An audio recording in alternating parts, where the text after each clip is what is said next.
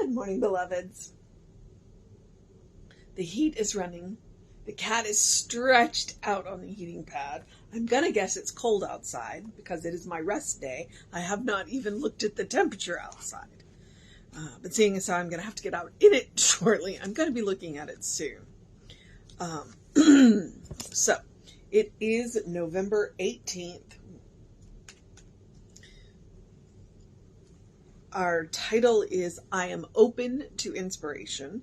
Our first quote is, I will pour water upon them that are thirsty and floods upon the dry ground. And that is Isaiah 44:3. The second quote is, divine intelligence working through me always knows just what I need and always supplies it when I need it. And that is Science of Mind, page 527. Most of us believe that inspiration is possible, that we can receive wonderful ideas and images full-blown without our having to conjure them. We also believe that through inspiration we are led to correct decisions. But how is all this supposed to happen unless we stay open and attentive to the God self of us? We need to live in a poised state of readiness, a state of simply noticing and truly seeing, listening and hearing. Then, when inspiration comes forth, we can be aware of it and write it down, wherever we are. Very often, my first drafts are written on grocery lists, hotel stationery, or scraps of paper, whatever is available to me when the idea presents itself. And such readiness can become a pleasant habit, one that tends to sharpen our inner sensors. God has a never-ending supply of creative vitality just waiting for us to give it form. All we really have to do is harvest the genius as it comes forth and present it to the world. God creates all that is, and I daily use divine wisdom in all that I think, say, and do. I am serenely alert to the call of spirit within me. I welcome it. I make way for it through my clear mind. I am always rewarded with thoughts, feelings, and images that I can use, and I give thanks to my increasingly beautiful life. All right. So it bears some thinking about, and here's where I'm going to think about it. Terry Pratchett. So Terry Pratchett is a British author. And he is wonderful and amazing. And he writes this beautiful satire. And he set his world, he created his world, and he calls it Discworld. And I'm going to let you look it up. But he had this character called Leonard de Quim, or Quirm, who's based on Leonardo da Vinci. And his argument about Leonard, and therefore the argument about Leonardo da Vinci, is that ideas are always sleeting in. It's like when you're open, you can't walk 3 feet without getting an idea. What made Leonard and Leonardo so amazing is that they were always open to the ideas.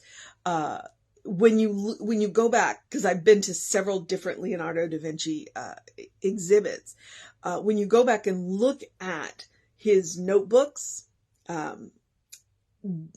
when he was working on something, there was always something else in the margins, and that's what that was Margaret Stortz. It was MS.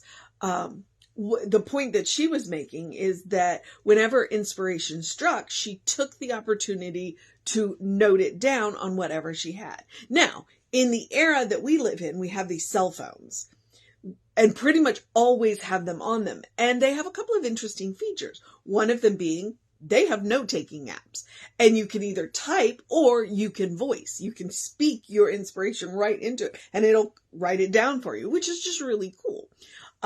You can also, which is what I will typically do, is take pictures.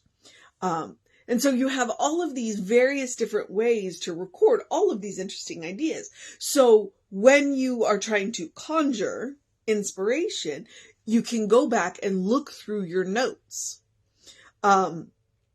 When Jesse asked me if I would do the November 3rd, because he was teaching a class. So I would do the November 3rd service. I was like, heck yeah, I'll do that. That's great. Let me get right on that. And, and I didn't even have a title at the time. And then I was listening to his service and I was like, that sounds cool. And when I got up to do the prayer, like the title of the talk and the 3 words that I wanted to use, when you go through ministerial school, they were like, do 3 points, stick to 3 points. Don't do more. Don't do less. It's just enough. So the 3 words with my title, because my title was What's in an E, and then I picked 3 E words to focus on, like just bloomed right there while I was doing the closing prayer. Like I literally, you can go back and look on whatever day that was, and I don't remember. Where I looked over at Jesse and said, I've got my title. I've got my title and I've got my talk. Now, it did take me a little bit of time to actually write the talk, but right there I had the skeleton, I had the outline, I had the preparation, and it struck me while I was doing a closing prayer. And what I did immediately, and I mean literally immediately, when I got off platform, I immediately went, grabbed my phone and wrote it down in my notes app. And so that's how, it's like, when you are open to the inspiration, you write down all of these things that don't make any sense at all. Like I like to collect quotes. And so you have all of this inspiration already written down. And so when you are then working on something and you need that inspiration, you need that idea, you have this backlog to go through, of whatever it is. And the inspiration that you initially got and the final product may look nothing alike, but that's the really cool thing. So it's like inspiration is always just sleeting through. And when you make the habit of, which is the point of practice, being open to and noting them down, then you have this bank to draw from. So you don't have to make inspiration happen. You've already got it. You just catch it as it comes in.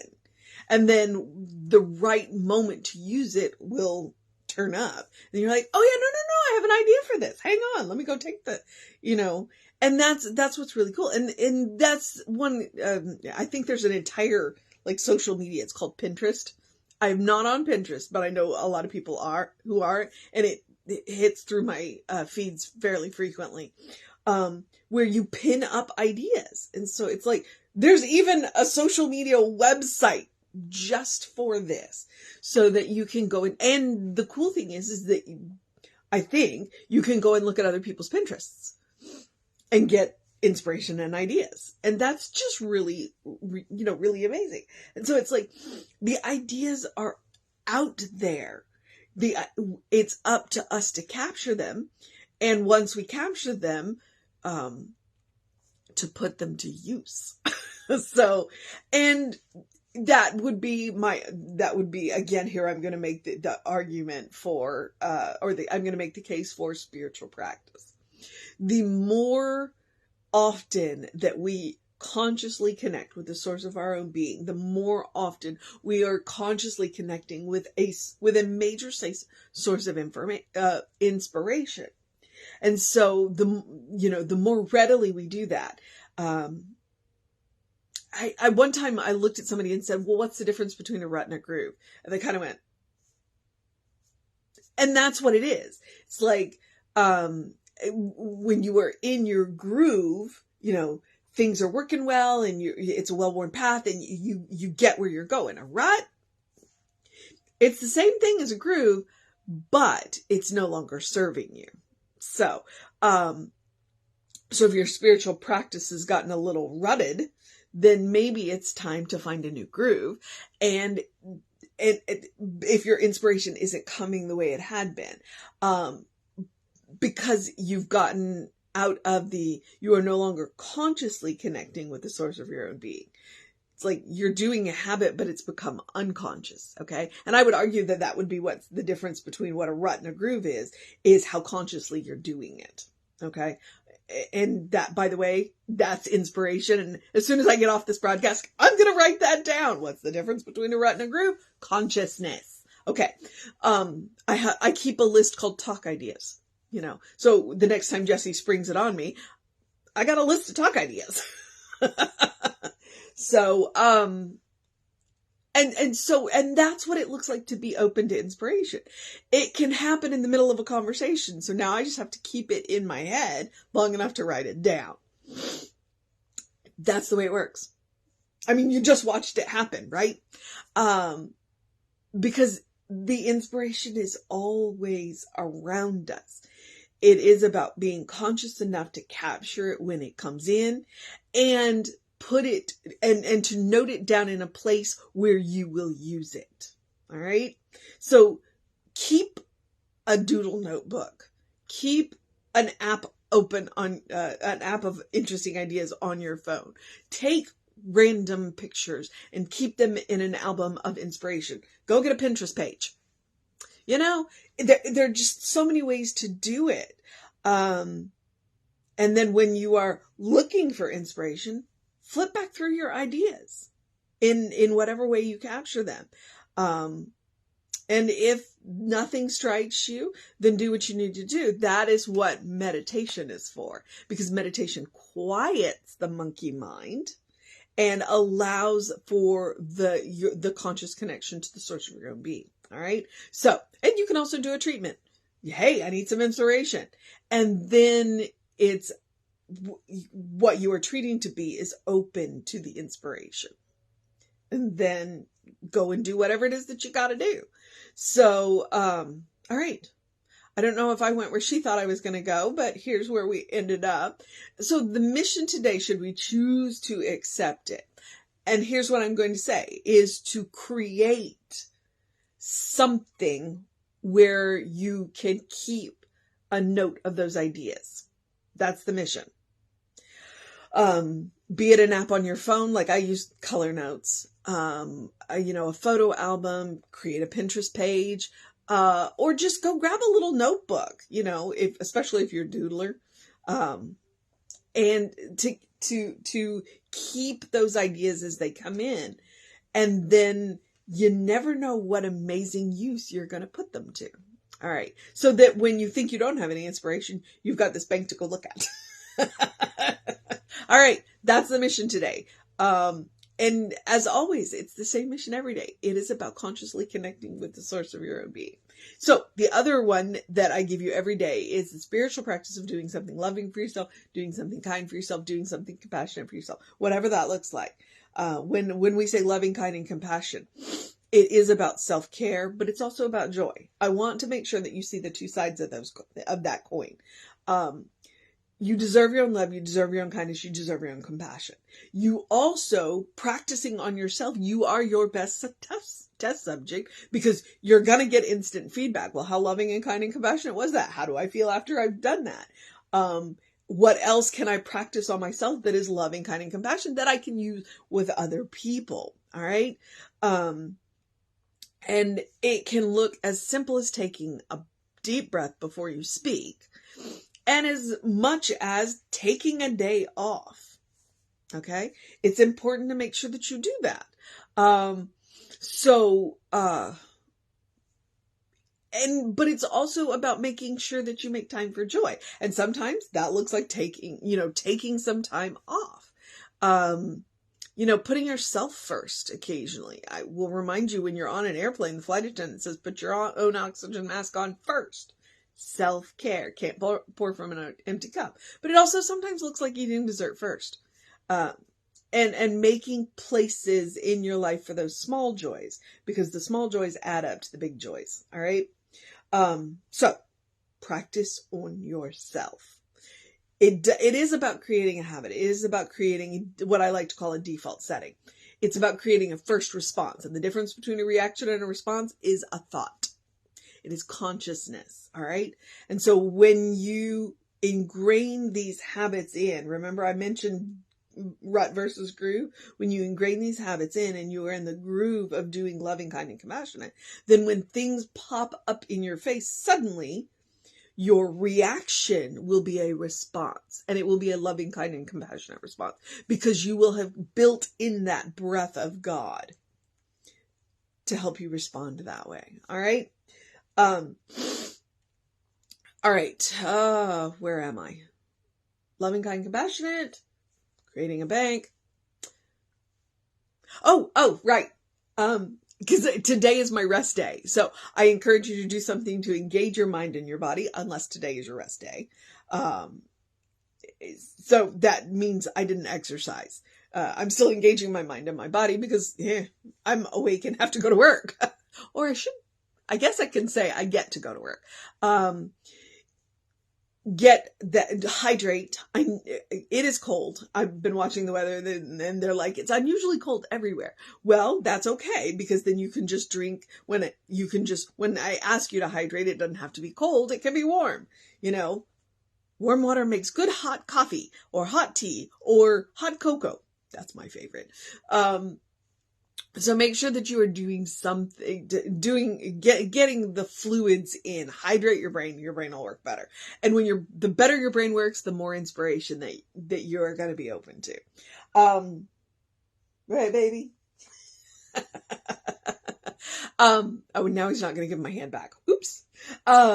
Get that early in your day bright light, even if it is your rest day, and your day started a little bit later. Bright light early in your day. It resets those hormones. It will encourage the circadian rhythms. You'll have more energy during the day. You'll sleep better at night. So I need that hand back, baby. He's got his claws into my glove, so he's not giving it back. And whatever else you do, Ernest's words, open the windows of your soul. Allow the breath of heaven to remind you do live in heaven right here, right now. That's the point of spiritual practice, to connect with the source of your own being and understand that heaven is a state of mind. It is a state of consciousness. It is not a place, because with it being a state of mind, with it being a state of consciousness, it can be any place. All right. And that's the really neat thing about it. All right. That is that conscious aspect. That is the willingness to be open to inspiration. Because when we are conscious of the source of our own being, when we are conscious that and we create that mindset that is heavenly, then we can create heaven wherever we are. And other people can look around and go, what does she know that I don't know? That heaven is a state of mind. So it's not a place, but it can be any place. All right. That's just really cool. And I think that's one of the coolest things we know. All right. Yes.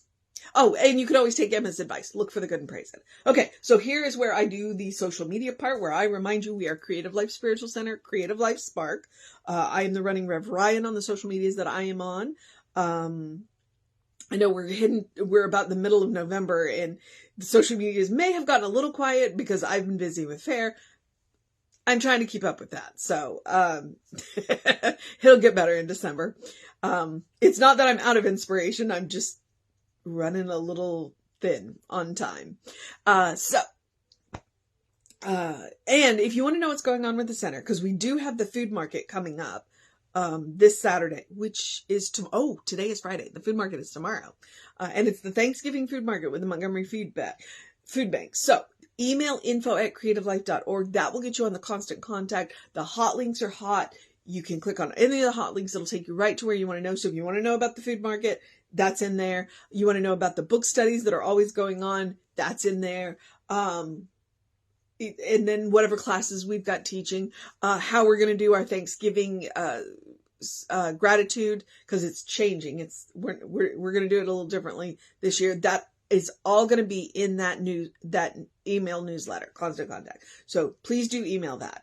And I think, okay, pretty sure that I'm good. So here's where I get to encourage you to have a great day, wondrous day, a fantastic day, a magical day, an enchanting day, a wonder-filled day, an awesome day, a Friday, because it's Friday for me right now. An awe-filled day, a wonder must day. I'm just making up words now. A supercalifragilisticexpialidocious day. I mean, if we want to make up words, why not go all the way? A good day. And if that is too much pressure, simply have a day, because you are enough just as you are. All right. You are a beloved child of God in whom God is well pleased and well represented. You are a divine spark. You are a bright light. You are spirit in action. You are God in motion. You are the listening heart and the loving, it's the listening ear and loving heart of God. All right. That is who you are. That is who I know you to be. And I await your recognition of that as well. So that's the space I hold for you. So here we are at the end, where I remind you, Reverend David should be on around 5 p.m. with you. This weekend may look a little different than usual. Saturday, I will definitely be on Saturday night. I don't know what my Sunday is going to look like. So you might get me Sunday morning at 9, or you might get me Sunday night at 9. I'm not sure. And I'll let you know when I know, which is probably tomorrow night. So, I've got 3 weeks left. 2 weeks of fair and 1 week of Dickens. 1 weekend of Dickens. So just be aware of that. I will be here. It just may be at night instead. So, take care of yourself. Know that you are loved. Make up that inspiration notebook, whatever it looks like, be it electronic or actual paper, do that. Give that gift to yourself. Know that you're loved, and I will see you next time.